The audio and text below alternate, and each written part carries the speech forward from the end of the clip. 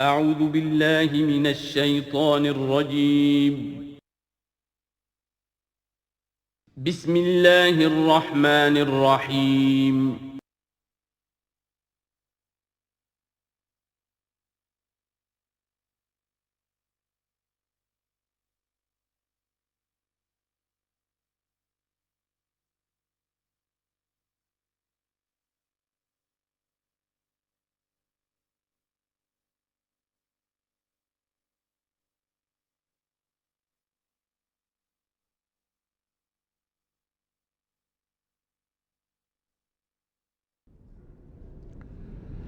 بسم اللہ اولہ و آخرہ۔ پچھلی نشست میں جو گفتگو چل رہی تھی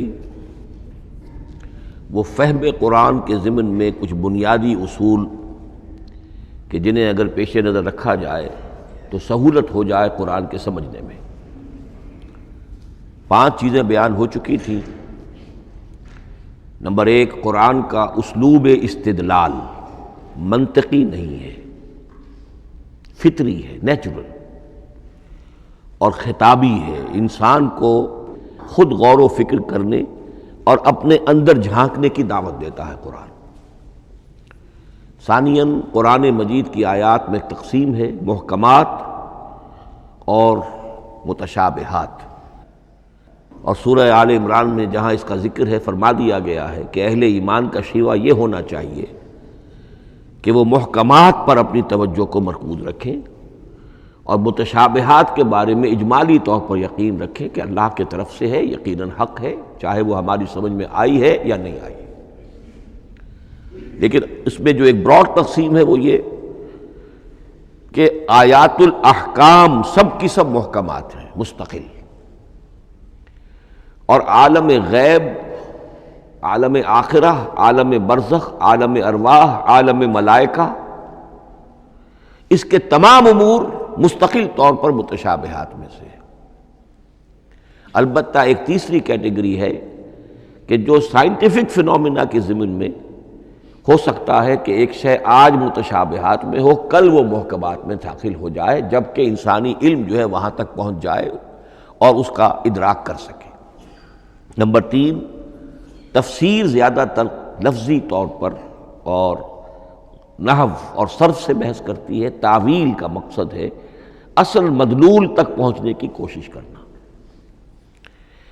نمبر 4، تعویل میں عام اور خاص، خاص کانٹیکسٹ میں، زمان و مکان کے خاص کانٹیکسٹ میں جب قرآن نازل ہوا تو کسی آیت کا کیا اصل مفہوم تھا جو سمجھا گیا۔ اس میں شان نزول کی روایات کو بھی اہمیت حاصل ہوگی۔ لیکن چونکہ قرآن مجید صرف اس دور کے لیے یا اس علاقے کے لوگوں کے لیے ہدایت نامہ بن کر نہیں آیا تھا، بلکہ پوری نوع انسانی کے لیے تا ابد الآباد، لہذا اسی میں وہ مضمر ہے، اس میں وہ ہدایت مضمر ہے کہ تعویل عام کر کے آیت کے الفاظ، ان کا در و بست اور آیت کا سیاق و سباق اس کے حوالے سے، اور القرآن یفسر بعضہ بعضا کے حوالے سے یقیناً جو ہے اس میں ابدی ہدایت جو مضمر ہے وہ بھی حاصل کی جا سکتی ہے۔ نمبر 5، تذکر اور تدبر کا فرق، یہ دونوں الفاظ قرآن کے ہیں۔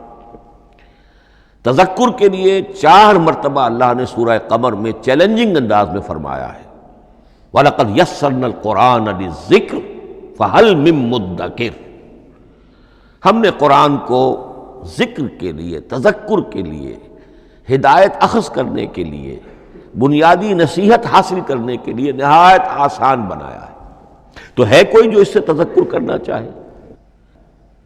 اس تذکر بالقرآن کے لیے صرف یہ کافی ہے کہ انسان عربی زبان سے اتنا واقف ہو کہ اس کا ایک براہ راست مفہوم سمجھتا چلا جائے، اور دوسری شرط لازم ہے نیت کی درستی، طلب ہدایت پیش نظر ہو، اپنے علم کی دھونس جمانا جو ہے وہ مقصود نہ ہو، تو قرآن مجید سے تذکر حاصل ہو جائے۔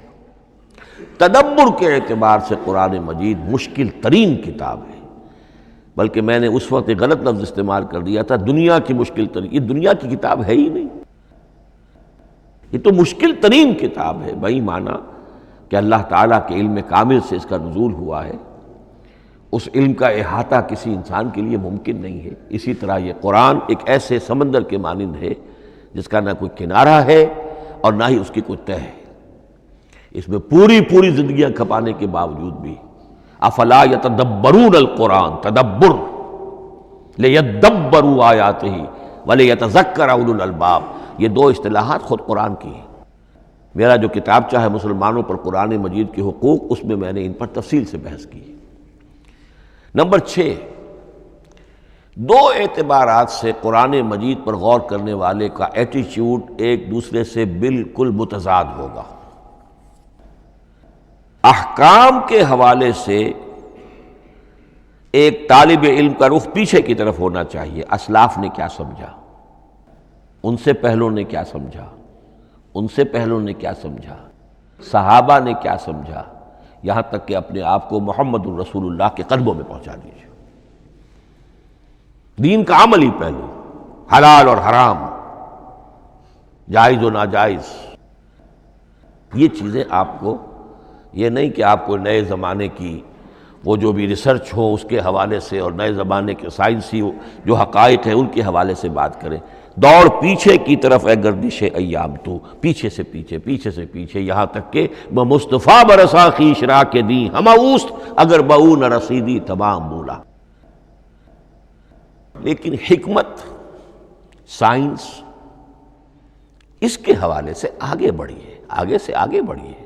وہ تو میں عرض کر چکا ہوں کہ وہ جو فینومینا قرآن مجید میں سائنٹیفک مذکور ہیں، ان کی اصل حقیقت جو ہے وہ ہمارے اگر اسلاف کو سمجھ میں نہیں آ سکی تو بات سمجھ میں آتی ہے۔ ابھی اس علم کی سطح ہی اتنی کمزور تھی، اتنی نیچی تھی کہ ان کی اس کا ادراک ممکن نہیں تھا۔ اس میں آگے بڑھیے تو اس میں بالکل متضاد ہو گیا کہ ایک میں زمانے کا ساتھ دینے کی بجائے زمانے سے بھی آگے چلو، اور ایک میں پیچھے پیچھے پیچھے پیچھے، یہاں تک کہ محمد الرسول اللہ والذین معہ، محمد الرسول اللہ والذین معہ، ان کے قدموں تک اپنے آپ کو پہنچا دو۔ آخری شے فہم قرآن کے ضمن میں، لیکن یہ last but not the least کے مصداق ہے۔ یہ بات بہت صراحت کے ساتھ مولانا مودودی نے لکھی ہے تفہیم القرآن کے مقدمے میں، اور بہت اہم بات ہے، بہت اہم بات ہے، اور وہ یہ ہے کہ قرآن مجید ایک ایسی کتاب نہیں ہے جسے کوئی محقق اور ریسرچ اسکالر اپنی لائبریری میں بیٹھ کر اور ریفرنس بک سامنے رکھ کر ادھر سے ادھر اور سمجھ لے۔ اس کے سمجھنے کی شرط لازم یہ ہے کہ جو یہ راستہ دکھاتا ہے اس پر چلنا شروع کرے۔ ایک ایک قدم کے بعد قرآنی حقائق مزید منکشف ہوں گے، اور مزید منکشف ہوں گے، اور مزید منکشف ہوں گے۔ جب تک قرآن مجید کے بتائے ہوئے راستے پر آدمی چلے گا نہیں، قرآن کی اصل حقیقت اس پر کبھی منکشف نہیں ہوگی۔ چاہے تفسیر لکھ دے، وہ تو لفظوں کی بحث ہے، صرف اور نحو ہے، یا روایات ہیں، وہ جمع کر دیجئے۔ لیکن یہ کہ قرآن مجید کا صحیح فہم عمل کے بغیر ممکن نہیں۔ جیسے قرآن مجید میں آتا زادتہم ایمانا، ایمان بڑھتا ہے، عمل کے ذریعے سے ایمان بڑھتا ہے۔ میں اس میں ایک شے کا اضافہ کر رہا ہوں۔ میرے نزدیک قرآن مجید مینول آف ریولیوشن، محمد عربی صلی اللہ علیہ وسلم نے ایک عظیم انقلاب برپا کیا دنیا میں، اور ایک انقلابی جد و جہد کی ہے۔ دعوت کے قبول کرنے والوں کو منظم کرنا، ان میں سم و طاعت کی عادت پیدا کرنا، پھر ان میں تن من دھن قربان کرنے کا جذبہ پیدا کرنا، پھر ان کا تزکیہ کرنا، ان کی تربیت، پھر جب وہ تیار ہو جائیں تو باطل سے ٹکر، اور اس میں پھر جہاد اور قتال کے مراحل، تاکہ انقلاب آ گیا، اور یہ کہ جاء الحق وزہق الباطل ان الباطل کان زہوقا۔ اس جد و جہد کے ہر مرحلے پر قرآن نازل ہو رہا ہے، جو اس مرحلے کے جو مسائل ہیں، جو اس مرحلے کے پرابلمز ہیں، جو اس مرحلے کی مشکلات ہیں، ان سے بحث کر رہا ہے۔ اب اگر کوئی فرد یا کوئی گروہ اس پروسیس میں وہ داخل ہی نہیں، وہ سمجھ ہی نہیں سکتا کہ یہ جو بات کہی جا رہی ہے اس کا اصل محل کیا ہے، مقام کیا ہے، کیوں کہی جا رہی ہے۔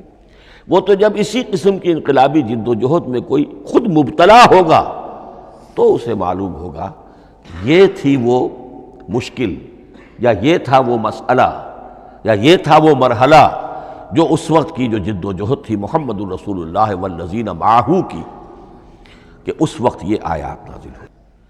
اس طریقے سے مینول آف ریولوشن میں کہا کرتا ہوں، چونکہ ہماری جو طب کی تعلیم ہوتی ہے ان میں مینول آف ڈسیکشن سب سے پہلے جو ہے اناٹمی پڑھائی جاتی ہے اور ڈیڈ باڈی کی ڈسیکشن ہوتی ہے، تو مینول آف ڈسیکشن جو ہے وہ پہلی کتاب ہوتی ہے جو ہمیں ملتی ہے۔ یہ ہوتا ہے، بتایا جاتا ہے یہاں ذرا شکاف دو اور یہ کھال کو کاٹو، اس کے اندر تمہیں یہ نظر آئے گا، یہ فیشیا ہے، پھر اسے اس کے اندر ایک اور شگاف دو، یہ نظر آئے گا۔ بالکل اسی طریقے سے قرآن مجید کی انگلی پکڑ کر اگر آپ چلیں گے تو پھر درجہ بدرجہ قرآن آپ پر منکشف ہوتا چلا جائے گا۔ اور اگر آپ نے اسے صرف ایک اکیڈمک ایکسرسائز بنا لیا، ایک علمی بات ہے، اس سے آگے کچھ نہیں، تو قرآن مجید کا جو اصل لب لباب ہے، جو اصل اس کا جوہر ہے، وہ کبھی منکشف نہیں ہوگا۔ اب آئیے ایک اہم موضوع، اعجاز قرآن کے وجوہ کیا ہیں۔ پہلی بات تو یہ سمجھ لیجئے کہ قرآن مجید کی حقانیت پر بنیادی طور پر دو قسم کی دلیلیں ہیں۔ ایک دلیل خارجی ہے، خارجی دلیل محمد الرسول اللہ صلی اللہ علیہ وسلم کی شخصیت اور آپ کا کارنامہ، الصادق الامین، قد لبثت فیکم عمرا، میں تمہارے مابین ایک عمر گزار چکا ہوں، تم نے مجھے دیکھا، میرا کردار دیکھا، تم نے خود مجھے الصادق اور الامین کا جو ہے خطاب دیا، تو خود حضور کی شخصیت دلیل ہے قرآن مجید کی حقانیت پر۔ اس اعتبار سے ایک مضمون بہت اہم ہے، اور وہ یہ کہ قرآن اور محمد صلی اللہ علیہ وسلم اس طرح ایک دوسرے کے ساتھ جڑے ہوئے ہیں، گتھے ہوئے ہیں، ایک وحدت بن گئے ہیں، ایک آرگینک ہول بن گئے ہیں کہ ایک دوسرے کے لیے شاہد بھی ہے اور ایک دوسرے کے لیے کمپلیمنٹری بھی ہے، جس کے لیے میں دو مقامات سے استشہاد کروں گا۔ سورہ بینہ میں فرمایا لم یکن الذین کفروا من اہل الکتاب والمشرکین منفکین حتی تأتیہم البینہ، اہل کتاب میں سے اور کفار میں سے، مشرکین میں سے جو لوگ جنہوں نے کہ کفر کیا تھا، وہ علیحدہ نہیں کیے جا سکتے تھے جب تک کہ بینہ نہ آ جاتی۔ اب بینہ کیا ہے؟ رسول من اللہ یتلو صحفا مطہرۃ فیہا کتب قیمہ، بینہ دو چیزوں سے مل کر بنی، رسول من اللہ یتلو صحفا مطہرۃ فیہا کتب قیمہ، رسول اور قرآن مل کر بینہ ہے، رسول کی شخصیت بین ہے، اور یہ قرآن مجید کے لیے دلیل ہے۔ دوسری طرف قرآن مجید محمد کی رسالت کا ثبوت ہے، جیسے کہ آپ دیکھتے ہیں یاسین والقرآن الحکیم انک لمن المرسلین، والقرآن الحکیم، قسم ہے اس قرآن حکیم کی، یعنی یہ قرآن حکیم گواہ ہے، شاہد عادل ہے کہ اے محمد آپ اللہ کے رسول ہیں۔ محمد کی شخصیت، حقانیت قرآن پر دلیل، قرآن محمد کی رسالت پر دلیل، ایک دوسرے کے شاہد۔ دوسرا مقام سورہ طلاق کا ہے، قد انزل الیکم ذکرا، دیکھو لوگو اللہ نے تمہارے لیے یاد دہانی ذکر نازل کر دیا ہے۔ وہ یاد دہانی کیا ہے؟ رسولا یتلو علیکم آیات اللہ مبینات، اللہ کا ایک رسول جو تمہیں پڑھ کر سنا رہا ہے اللہ کی آیات بینات۔ یہ دونوں چیزیں مل کر بینہ بنا، دونوں چیزیں مل کر ذکرا بنا۔ اس حوالے سے یہ دونوں چیزیں ایک دوسرے کے ساتھ یوں سمجھیے کہ اس طریقے سے گتھی ہوئی ہیں دونوں حقیقتیں، اس طرح جمع ہیں کہ ایک دوسرے سے جدا نہیں کی جا سکتی۔ اگلی بات یہ سمجھیے کہ قرآن مجید محمد الرسول اللہ کا اصل معجزہ، بلکہ اس سے آگے بڑھ کر ایک لفظ استعمال کروں گا، واحد معجزہ ہے۔ آپ شاید حیران ہو کہ اور بھی تو معجزات بیان ہوتے ہیں حضور کے، لیکن میری بات سمجھیے، غور کیجیے، ان واقعات سے مجھے انکار نہیں ہے، لیکن جو بات میں کہنا چاہتا ہوں اس کو اچھی طرح سمجھیے۔ معجزہ کہتے کسے ہیں؟ معجزہ عاجز کر دینے والی شے۔ اس معجزے میں دو چیزیں ہونی لازم ہیں، دعویٰ اور تحدی، چیلنج۔ جب کہ کوئی خرق عادت کوئی شے پیدا ہو جائے، خرق عادت اسے کہتے ہیں کہ فزیکل لا ایک ہے، پانی، واٹر کیپس اٹس سرفیس، حضرت موسیٰ کا عصا اس پر لگا اور سمندر پھٹ گیا، خرق عادت ہے، یعنی جو عادی قانون ہے، عام طور پر جو قوانین طبعیہ ہیں ان کا پھٹ جانا، ختم ہو جانا، ٹوٹ جانا، اور کسی حقیقت کا اس میں سے ظاہر ہو جانا جو ان فزیکل لاز کے خلاف۔ آگ کے بارے میں قانون کیا ہے؟ وہ جلاتی ہے، لیکن یہ کہ یہ معجزہ ہے، یہ خرق عادت ہے کہ حضرت ابراہیم آگ میں ڈالے گئے، اس نے نہیں جلایا، یا نارو کونی بردن و سلاما علی ابراہیم۔ تو خرق عادت کو اب دو قسموں میں آپ سمجھیے۔ ایک خرق عادت وہ ہے جو دعوے کے ساتھ پیش کیا جائے، اپنی صداقت، اپنی رسالت کی حقانیت اور صداقت کے ثبوت کے طور پر، اور اس میں چیلنج کیا جائے کہ آؤ مقابلہ کر لو۔ وہ اس رسول کا اصل معجزہ ہوتا ہے۔ ایک خرق عادت وہ ہے جو اللہ تعالیٰ اپنے نیک بندوں کی بزرگی کو ظاہر کرنے کے لیے، غیر انبیاء کے لیے بھی کرامات جنہیں ہم کہتے ہیں ہو جاتی ہے۔ بہت سے صحابہ سے وہ کرامات ثابت ہیں۔ حضرت عمر رضی اللہ تعالی عنہ کو شام کا میدان جنگ دکھا دیا گیا، یا ساریۃ الی الجبل کے الفاظ آپ نے فرمائے۔ ابھی تو ٹیلی ویژن کہیں نہیں تھا، ابھی یہ سارے وسائل و ذرائع موجود نہیں تھے، یہ خرق عادت ہے۔ غیر نبی کے لیے اسے ہم کہیں گے کہ یہ کرامات ہے۔ نبی کے لیے لفظ معجزہ اختیار کر لیا جاتا ہے، لیکن معجزہ اس کو نہیں کہنا چاہیے، اصل میں یہ بھی نبی کے لیے کرامات کے درجے کی شے ہے جو اس سے بلند ہے۔ معجزہ وہ ہے جسے کوئی نبی دلیل کے طور پر پیش کرے اور اس پر چیلنج کرے کہ آؤ اور مقابلہ کرو۔ مثلا حضرت موسیٰ علیہ السلام کو دو معجزے دیے گئے، اور اس میں سے جو سانپ بن جانا تھا لاٹھی کا، وہ معجزہ ہے جس پر چیلنج بھی آیا اور ساحروں سے مقابلہ بھی کیا، اور ساحر شکست کھا گئے، عاجز آ گئے۔ القی السحرۃ ساجدین، وہ سارے جادوگر جو ہیں فوری طور پر بے اختیار سجدے میں گر گئے۔ آمنا برب موسیٰ و ہارون، ہم ایمان لے آئے موسیٰ اور ہارون کے رب پر۔ یہ معجزہ ہے۔ اس معنی میں محمد الرسول اللہ صلی اللہ علیہ وسلم کا معجزہ صرف قرآن حکیم۔ قرآن مجید میں آپ سورہ انعام میں بھی دیکھیں گے بہت ہی شدت کے ساتھ، سورہ بنی اسرائیل میں دیکھیں گے بڑی تفصیل کے ساتھ معجزے طلب کیے گئے۔ آپ اس مکے کی سرزمین میں ابھی ہمارے دیکھتے ہی دیکھتے چشمہ نکال دیجئے، ہم مان لیں گے آپ اللہ کے رسول ہیں۔ آپ ہماری نگاہوں کے سامنے آسمان پر چڑھ کر دکھائیے، پھر وہاں سے کتاب لے کر اتریے، پھر ہم سمجھ لیں گے آپ اللہ کے رسول ہیں۔ آپ کے لیے چشم زدن میں کوئی محل سونے کا چاندی کا تیار ہو جائے، مان لیں گے آپ کو اللہ کے رسول ہیں۔ آپ اس بے آب و گیا وادی میں فوراً ایک باغ جو ہے اپنے لیے بنا کے دکھا دیں، مان لیں گے کہ آپ اللہ کے رسول ہیں۔ ایسے تمام مطالبات پر اللہ تعالیٰ کی طرف سے کوڑا جواب ملا، اللہ اس قسم کی کوئی شے نہیں دکھائے گا۔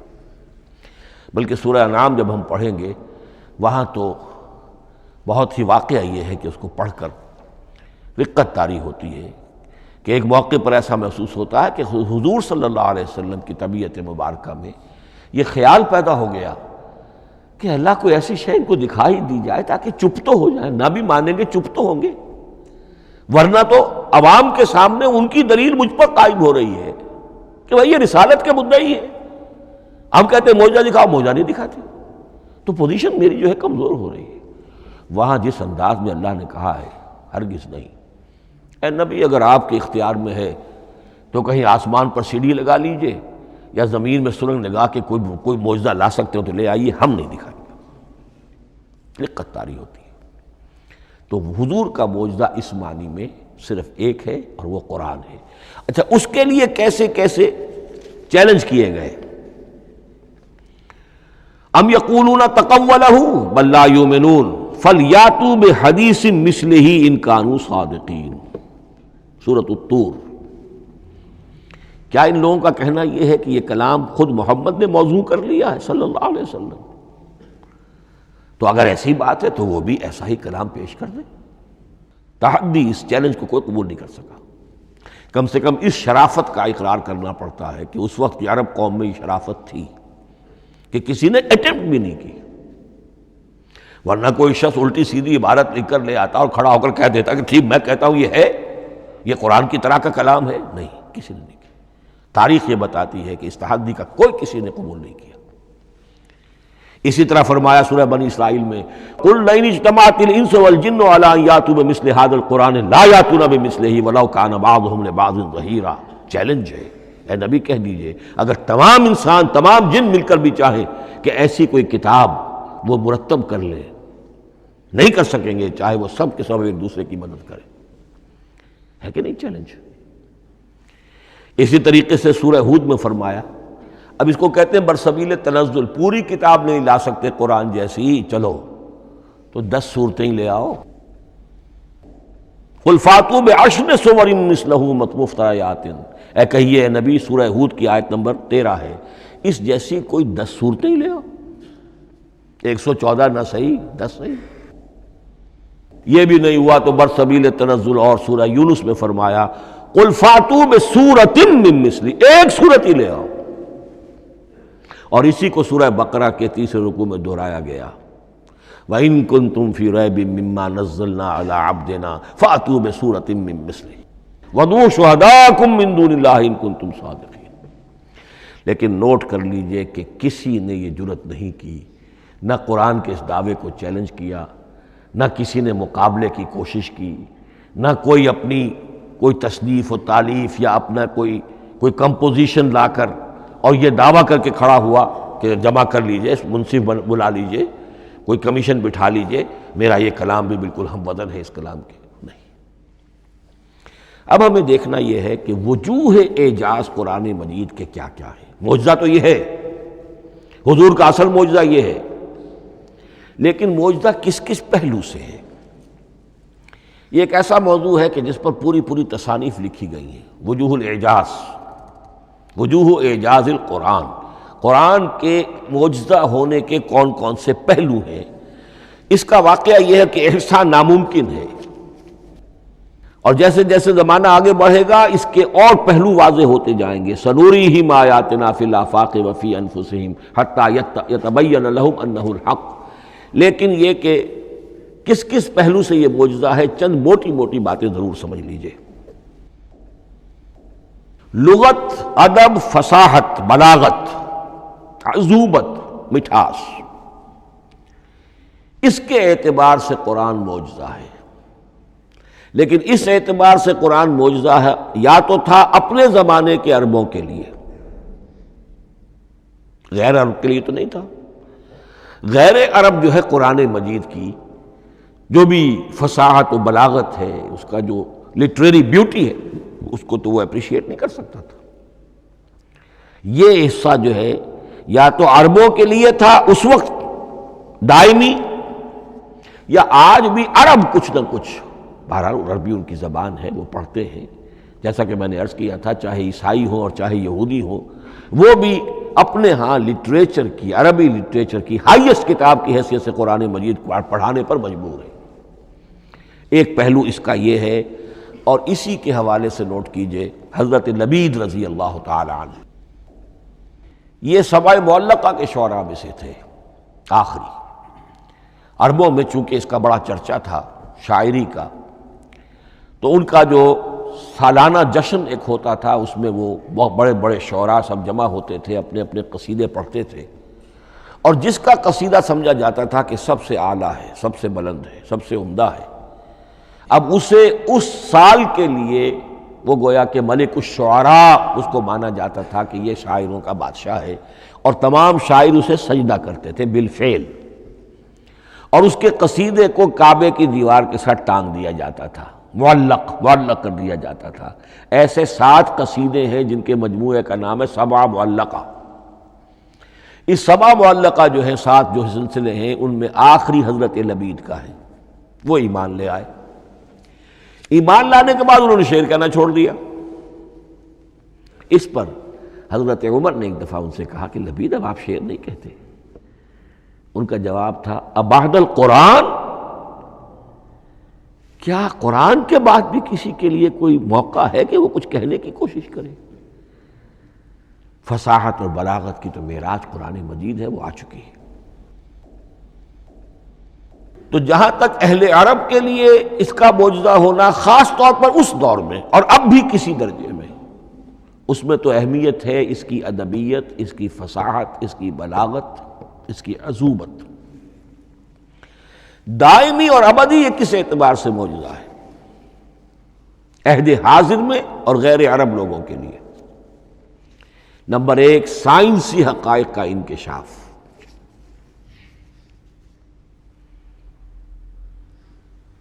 جس طریقے سے کہ یہ سائنسی حقائق منکشف ہوتے چلے جا رہے ہیں ابدی طور پر۔ میں ڈاکٹر مورس بکائی کا حوالہ دے چکا ہوں اور پروفیسر ڈاکٹر کیتھل مور کا حوالہ دے چکا ہوں، ان کو ذہن میں رکھیے۔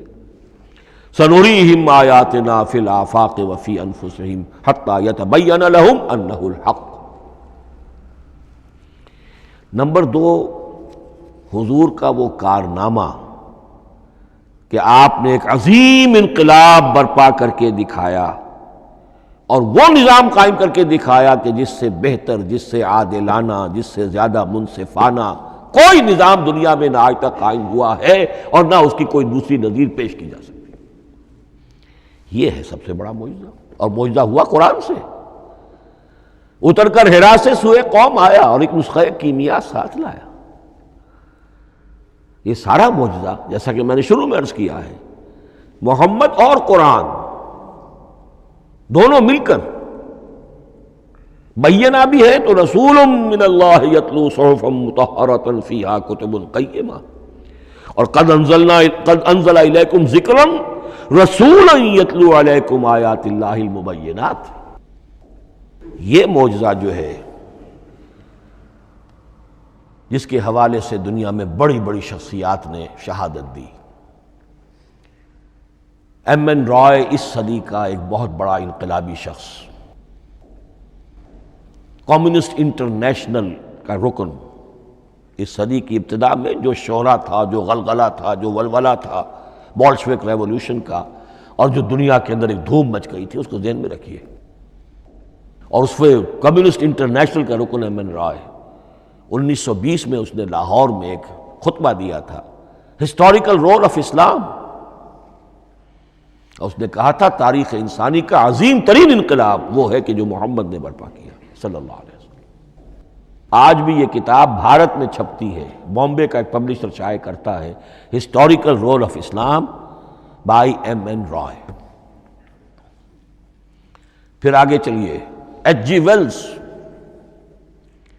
اگرچہ انتہائی رقیق حملے کرتا ہے حضور کی زندگی کے بعض پہلوؤں پر، جیسے رشدی نے کیے ہیں یا جیسے تسلیمہ نسرین ایک بنگالی خاتون نے کیے ہیں، اسی طرح کے حملے کیے اس نے بھی۔ اور یہ اس لیے بتا رہا ہوں کہ یہ اسٹیبلش ہو جائے کہ وہ دوست نہیں ہے، دشمن ہے۔ عربی کا ایک مقولہ یہ ہے کہ الفضل ما شہدت بہ الاعداء، اصل فضیلت تو اس شے کی ہے جس کی گواہی دشمن دے۔ دوست تو تعریف کریں گے، قابل تعریف شے کی بھی تعریف کریں گے، بڑھ چڑھ کر کریں گے۔ یہ بھی ہو سکتا ہے کسی قابل مذمت شے کی بھی تعریف کر بیٹھے، دوست تو ہوئے۔ دشمن جو ہے وہ تو ظاہر بات ہے اسی بات کو مانے گا جس میں کسی شک و شبہ کی گنجائش نہ ہو۔ اس لیے میں نے عرض کیا کہ دشمن ہے، رقیق حملے کرتا ہے۔ لیکن آخر میں جب آتا ہے concise history of the world میں چیپٹر جو ہے حضور پر، اس میں خطبہ حجۃ الوداع کا وہ حوالہ دیتا ہے، لا فضل لعربی علی عجمی ولا لعجمی علی عربی ولا لاحمر علی اسود ولا لاسود علی احمر الا بالتقوی۔ اور پھر لکھتا ہے کہ اگرچہ انسانی حریت و اخوت و مساوات کے واعظ تو پہلے بھی بہت کہے گئے تھے، یہاں تک کہ مسیح ناصری حضرت عیسیٰ علیہ السلام کے ہاں بھی ہمیں بڑے واعظ ملتے ہیں، لیکن یہ ماننا پڑتا ہے کہ تاریخ انسانی میں پہلی مرتبہ ان اصولوں پر ایک انسانی معاشرہ قائم کر کے دکھایا محمد نے صلی اللہ علیہ وسلم۔ Although the sermons of human freedom, fraternity and equality were said before also, and we find a lot of them in Jesus of Nazareth, but it must be admitted that it was Muhammad sallallahu alaihi wasallam who established for the first time in history a society based on these principles. اسی طرح کی گواہی آج سے تقریباً 20 سال پہلے امریکہ کے ڈاکٹر مائیکل ہارٹ نے دی۔ A selection and gradation of the 100 most influential personalities of human history. اور نمبر 1 پر محمد کا ذکر کر رہا ہے صلی اللہ علیہ وسلم، اور کہتا ہے naturally I owe an explanation, میں عیسائی ہوں اور ابھی تک عیسائی ہے، وہ اس کی موت کی بھی ابھی کوئی خبر نہیں آئی ہے، عیسائی ہے، لیکن یہ کہ اس نے حضور کو نمبر 1 پر رکھا، حضرت عیسیٰ کو نمبر 3 پہ لے گیا، تو naturally I owe an explanation, اور پھر ایکسپلینیشن دی ہے this is because he is the only person supremely successful in both the religious and secular fields. یہ دونوں میدان جو ہے مذہب اور روحانیت، اور دوسری طرف سیاست اور حکومت اور ریاست، ان دونوں میدانوں میں بیک وقت انتہائی کامیاب انسان صرف ایک ہے، اور وہ محمد ہے صلی اللہ علیہ وسلم۔ یا تو آدمی اس میں اونچا ہوتا ہے، روحانیت میں ہے، دین میں ہے، اخلاق میں ہے، تو سیاست اور ریاست میں زیرو ہوگا، یا کوئی بہت بڑا بادشاہ ہے، بڑا حکمران ہے، بڑا فاتح ہے، سکندر اعظم ہے، تو وہ اخلاقیات میں اور روحانیات میں زیرو نہیں، مائنس ہوگا۔ یہ معاملہ کہ دونوں میں this is because he is the only person supremely successful in both the religious and the secular fields۔ لیکن یہ بات نوٹ کر لیجئے کہ جو تازہ ایڈیشن ہے اس کتاب کا، اس میں سے یہ پیسج نکال دیا ہے نئے جو ایڈیٹرز ہیں انہوں نے۔ اس کے لیے آپ کو کسی پرانے ایڈیشن سے رجوع کرنا پڑے گا، concise history of the world, اور وہ لائبریریوں میں مل جائے گا۔ علامہ اقبال نے اس بات کو یوں بیان کیا ہے، ہر کجا بینی جہان رنگ و بو، کہ از خاکش بروید آرزو، یاد نور مصطفیٰ اورا بہاس، یا ہنود اندر تلاش مصطفیٰ است۔ اس دنیا میں تمدن کے اعتبار سے، اخلاق کے اعتبار سے، معاشرت کے اعتبار سے کہیں کوئی خوبی اگر تمہیں نظر آتی ہے، کوئی رمق نور کی، خوبی کی، بھلائی کی، رنگ و بو، جان لو کہ یا تو وہ نور محمدی سے مستعار لی گئی ہے، اور یا ابھی تک انسان ابھی محمد کی تلاش میں ہے، ادھر جا رہا ہے، قافلہ ادھر جا رہا ہے، نوع انسانی کا چاروں ناچار ادھر جا رہا ہے۔ سوشل ایولیوشن کا پروسیس انسان کو افراط و تفریط کے دھکوں کے باوجود تدریجاً لے کر جا رہا ہے بحیثیت مجموعی پوری مین کائنڈ کو اسی بات کی طرف کہ جس کی طرف دعوت دی تھی محمد الرسول اللہ صلی اللہ علیہ وسلم۔ ہر کجا بینی جہان رنگ و بو، کہ از خاکش بروید آرزو، یا ز نور مصطفیٰ اورا بہاست، یا ہنود اندر تلاش مصطفیٰ است۔ اسی اعتبار سے میں ایک بات اور کہہ رہا ہوں، اس پہلو سے واقعہ یہ ہے کہ میرے نزدیک اس دور میں اعجاز قرآن کی سب سے بڑی نمائندہ شخصیت، اعجاز قرآن کا سب سے بڑا مظہر علامہ اقبال کی ذات ہے۔ 20ویں صدی کا مفکر، فلسفی، مشرق و مغرب کے فلسفے پڑھ چکا، قدیم اور جدید فلسفہ سب کا مطالعہ کیا، اور اس کے بعد اس کو قرآن کی حقانیت پر جو یقین نظر آیا ہے، قرآن کی عظمت جس طرح اس پر منکشف ہوئی ہے، وہ واقعہ یہ ہے کہ مجھے کم سے کم اپنی محدود معلومات کی حد تک عظمت قرآن کا وہ انکشاف کسی دوسرے شخص پر نظر نہیں آتا۔ انہوں نے جس طریقے سے مرثیے کہے ہیں کہ مسلمان قوم نے کس طرح قرآن کو چھوڑا ہوا ہے، واعظ ہے تو قرآن سے نہیں، کہیں اور سے۔ تربیت اور تزکیہ نفس ہے تو اس کا تعلق قرآن سے نہیں، وہ بھی کچھ اور مستعار چیزیں ادھر سے ادھر سے لے لی ہیں۔ فلسفے ہیں تو کہیں اور سے لے لیے ہیں، قرآن سے حکمت جو ہے وہ اخذ نہیں کی گئی ہے۔ کیسے کیسے انہوں نے عظمت قرآن کا جو انکشاف ان پر ہوا اس کی تعبیر کی ہے۔ کتاب زندہ قرآن حکیم، حکمت او لا یزا نست و قدیم، حرف اورا ریب نئے، تبدیل نئے، آیا شرمندہ تعویل نئے، فاش گویا ماں سے در دل مضمر است، یہ کتابیں نیز چیزیں دیگر است، مثل حق پنہاؤ ہم پیداستو، زندہ و پائندہ و گویاستو، چون بجاں در رفت جہاں دیگر شود، جہاں چو دیگر شد جہاں دیگر شود۔ میں اس میں خاص طور پر 2 اشعار آپ کو اس وقت سنانا چاہتا ہوں۔ انہوں نے حضور سے مناجات کرتے ہوئے 2 اشعار کہیں، اس سے آپ کو اندازہ ہوگا کہ انہیں کتنا یقین تھا کہ میرے سارے فکر کا منبع قرآن حکیم ہے۔ کہتے ہیں گر دلم آئینہ بے جوہر است،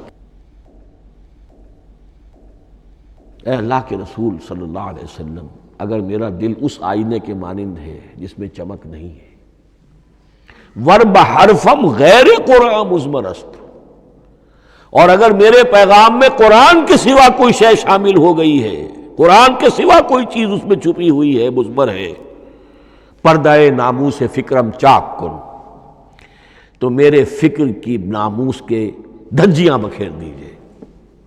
پردہ ناموس فکرم چاک کن، این خیاباں راز خارم پاک کن، اس شاہراہ کو اس کانٹے سے پاک کر دیجئے، کانٹا میرا، میں کانٹے کے مانند ہوں، پھر اٹھا کر پھینک دیجئے۔ روز محشر خار و رسوا کن مرا، بے نصیب از بوسہ پاک کن مرا، قیامت کے دن مجھے ذلیل و خوار کیجیے گا اور اپنے قدموں، اپنے پائے مبارک کا بوسہ لینے سے محروم کر دیجیے گا۔ یہ اتنی بڑی بد دعا جو اقبال اپنے آپ کو دے رہا ہے، تو کس قدر یقین اسے حاصل ہے کہ اس نے قرآن کی ترجمانی کی ہے۔ اب آئیے، بہت چھوٹے چھوٹے 2 اور مضمون ہیں۔ قرآن حبل اللہ ہے، اس کے کیا معنی ہے؟ حبل رسی کو کہتے ہیں، اللہ کی رسی۔ حبل من مسد، سورہ لہب میں یہ لفظ آیا ہے۔ امام راغب نے اس کی تعبیر کی ہے، استعیر للوصل ولکل ما یتوصل به الی شیء، یا تو تعلق کو حبل سے استعارہ دیا جاتا ہے، استعارے کے طور پر حبل کا لفظ کسی تعلق کے لیے استعمال ہوتا ہے، یا کسی شے تک پہنچنے کا ذریعہ، وہ حبل ہے۔ اب یہ ہمیں لفظ ملتا ہے حضرت علی رضی اللہ تعالیٰ عنہ کی روایت میں، هو حبل اللہ المتین، ترمذی میں یہ الفاظ موجود ہیں، حضرت علی سے منقول ہے رضی اللہ تعالی عنہ، یہی ہے اللہ کی مضبوط رسی۔ کیونکہ قرآن مجید میں آتا ہے وَاعْتَصِمُوا بِحَبْلِ اللَّهِ جَمِيعًا، تو حبل اللہ کون سی ہے؟ پھر یہ حضرت عبداللہ ابن عمر سے بھی ہے، یہ روایت موجود ہے رزین میں، هو حبل اللہ المتین، یہ قرآن ہی اللہ کی مضبوط رسی ہے۔ اللہ سے اب اس کے 2 پہلو ہیں، ایک تو یہ کہ یہ اللہ سے جوڑنے والی ہے، تقرب اللہ کا ذریعہ ہے، وصول الی الشیء، کسی چیز تک پہنچانے والی شے، اس کا سہل ترین، اللہ کے تقرب کا سہل ترین ذریعہ، مؤثر ترین ذریعہ قرآن حکیم ہے۔ چنانچہ ترمذی میں حضرت عبداللہ ابن مسعود کا یہ قول موجود ہے، القرآن حبل اللہ الممدود من السماء الی الارض، قرآن تو اللہ کی وہ رسی ہے جو تنی ہوئی ہے آسمان سے زمین کی طرف۔ یہ ترمذی میں تو اصل میں اثر ہے، حضرت عبداللہ ابن مسعود کا قول ہے، لیکن یہ کہ زید ابن ارقم سے یہ الفاظ جو ہیں مرفوعاً کہ یہ حضور کے الفاظ ہیں، یہ بھی منقول ہے کہ حضور نے فرمایا کہ القرآن حبل اللہ الممدود من السماء الی الارض۔ اور ایک بڑی پیاری روایت ہے طبرانی کی معجم کبیر میں کہ ایک مرتبہ حضور اپنے حجرے سے برآمد ہوئے مسجد نبوی کے ایک گوشے میں دیکھا کچھ صحابہ بیٹھے ہوئے قرآن سمجھ رہے ہیں، سمجھا رہے ہیں، پڑھ رہے ہیں، مذاکرہ ہے قرآن۔ آپ کے چہرے پر بڑے بشاشت کے آثار ظاہر ہوئے، خوشی کے آثار۔ آپ چل کر تشریف لائے، پہلے ایک سوال کیا، الستم تشہدون اللہ الہ الا اللہ وانی رسول اللہ وہذا القرآن جاء من عند اللہ، کیا آپ لوگ اس کے گواہ نہیں ہیں کہ اللہ کے سوا کوئی معبود نہیں اور میں اللہ کا رسول ہوں، اور یہ قرآن خاص اللہ کے پاس سے آیا ہے؟ صحابہ کا جواب کیا ہو سکتا تھا؟ بلا یا رسول اللہ، کیوں نہیں اللہ کے رسول، ہم گواہ ہیں، اللہ کے سوا کوئی معبود نہیں، آپ اللہ کے رسول ہیں اور قرآن خاص اللہ کے پاس سے آیا ہے۔ اب آپ نے فرمایا فاستبشروا، خوشیاں مناؤ، فإن هذا القرآن طرفه بأيديكم وطرفه بيد اللہ، اس لیے کہ یہ قرآن وہ شے ہے کہ اس کا ایک سرا تمہارے ہاتھ میں ہے، ایک سرا اللہ کے ہاتھ میں۔ تو وصول الی اللہ کا مؤثر ترین طریقہ، تقرب الی اللہ کا مؤثر ترین طریقہ، سہل ترین طریقہ، شور شارٹ طریقہ وہ قرآن مجید ہے۔ اس اعتبار سے بھی کہ ہے ہی اللہ کی صفت، یہ ہم بحث کر چکے ہیں پہلے، اللہ کا کلام ہے، کلام صفت ہوتی ہے، اور صفت لا عین ولا غیر، یہ قرآن اللہ کا غیر نہیں ہے، ہم سمجھ نہیں سکتے، لیکن یہ کہ ہر صفت جو ہے وہ تو در حقیقت نہ عین ہے نہ غیر ہے۔ دوسری طرف یہی قرآن جو ہے حبل اللہ اس معنی میں بنتا ہے کہ مسلمانوں کو باہم جوڑنے والی شے، وَاعْتَصِمُوا بِحَبْلِ اللَّهِ جَمِيعًا وَلَا تَفَرَّقُوا، حبل اللہ کو مضبوطی کے ساتھ تھام لو، سب کے سب جمع ہو کر، یہ تمہیں تفرقے سے بچانے والی شے ہے۔ اس کی وجہ کیا ہے؟ ظاہر بات ہے کہ انسانوں جو ہے ان کے اندر اتحاد پیدا ہوگا اتحاد فکری کے نتیجے میں، فکر ایک ہو، نظریات ایک ہوں، ویلیوز ایک ہوں، مقاصد ایک ہوں، تبھی تو انسان متحد ہوں گے۔ یہ بھیڑوں کا غلہ تو نہیں ہے کہ چرواہے کی ایک لاٹھی کافی ہے ان کو جمع رکھنے کے لیے، وہ بھیڑوں کا غلہ ہے۔ انسانوں کو جمع کرنے کے لیے کوئی ایسی شے جو تمہیں ایک فکر سے، ایک نظریے سے، ایک مقصد سے، ایک نصب العین سے متصف کر دے، وہ تمہیں جوڑ دے گی۔ اور قرآن وہ شے ہے جو ایک فکر دیتا ہے، ایک خیال دیتا ہے، ایک نظریہ دیتا ہے، ایک عقیدہ دیتا ہے، ایک مقصد دیتا ہے، ایک نصب العین دیتا ہے، اللہ کے لیے جینا، اللہ کے لیے مرنا، ان صلاتی و نسکی و محیایا و مماتی للہ رب العالمین، ایک آئیڈیل دیتا ہے محمد الرسول اللہ کی شکل میں، لقد کان لکم فی رسول اللہ اسوۃ حسنہ۔ اب قرآن وہ چیز ہے کہ جو تمہیں آپس میں جوڑتی چلی جائے گی، تمہارے درمیان اتحاد پیدا ہو جائے گی۔ آخری چیز، مسلمانوں پر قرآن مجید کے حقوق کیا ہیں؟ یہ صرف اشارہ کروں گا اس لیے کہ اس پر میرا کتابچہ موجود ہے، اور اس کتابچے کو اللہ تعالیٰ نے بہت قبول عام عطا فرمایا۔ اس کا انگریزی ترجمہ کیا ایک صاحب نے، از خود کیا، خود ہی ٹائپ کیا، خود ہی چھپوایا۔ عربی ترجمہ ایک صاحب نے کیا، خود کیا۔ فارسی ترجمہ ایک صاحب نے کیا، خود کیا، بغیر کسی معاوضے کے۔ ملیشیا میں وہ چھپ چکا ہے، لاکھوں کی تعداد میں عام ہو چکا ہے۔ پھر میں نے ایک موقع پر 1970 میں رمضان مبارک کے دوران آخری عشرے میں مولانا بن نوری رحمۃ اللہ علیہ تشریف لائے ہوئے تھے مدینہ منورہ، اور میں نے بھی وہ پورا رمضان مبارک اس سال وہیں کیا تھا۔ میں نے ان کو دیا تھا کہ آپ دیکھیے اس میں کوئی غلطی ہو تو مجھے بتا دیجئے، میں اسے بڑے پیمانے پر شائع کرنا چاہتا ہوں۔ انہوں نے حالت اعتکاف میں مسجد نبوی میں پڑھا ہے، صرف ایک جگہ ایک جملے میں انہوں نے اصلاح تجویز کی، وہ میں نے کر دی۔ اس اعتبار سے اب یہ کتابچہ جو ہے مصدقہ ہے مولانا محمد یوسف بن نوری رحمۃ اللہ علیہ کا۔ اس میں اللہ تعالیٰ نے جو بات مجھ سے کہلوا دی تھی، تقریباً 30 سال پہلے کی بات ہے، ہر مسلمان پر قرآن مجید کے 5 حقوق حسب استعداد و توفیق عائد ہوتے ہیں۔ پہلے یہ کہ اس پر ایمان ہو جیسا کہ ایمان کا حق ہے، صرف زبانی ایمان نہیں، دل سے یقین کہ یہ اللہ کا کلام ہے۔ اور اس کا نتیجہ کیا ہوگا؟ پھر عظمت اس کی پیدا ہوگی، ایمان و تعظیم، یہ پہلا حق ہے۔ تلاوت و ترتیل، اس کو پڑھے جیسے کہ پڑھنے کا حق ہے، پھر سمجھے جیسے کہ سمجھنے کا حق ہے، تذکر و تدبر، پھر عمل کرے، انفرادی طور پر بھی اجتماعی طور پر بھی۔